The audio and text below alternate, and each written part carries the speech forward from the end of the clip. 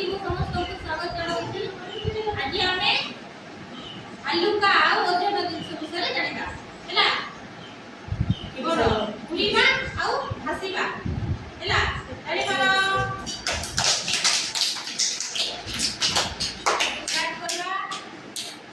First ଆମେ plastic ଗିନାରେ ପାଣି ଦେବା ହେଲା।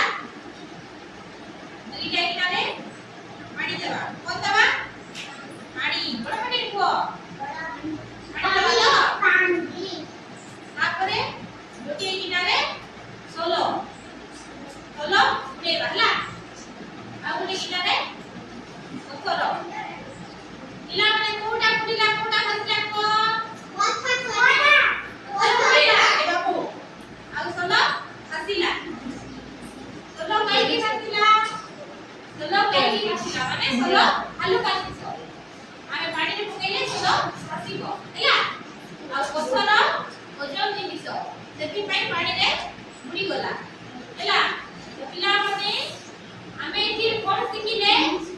ହାଲୁକା ଜିନିଷ ଭାସିବ ଆଉ ଓଜନ ଜିନିଷ ବୁଡ଼ିବ ହେଲା।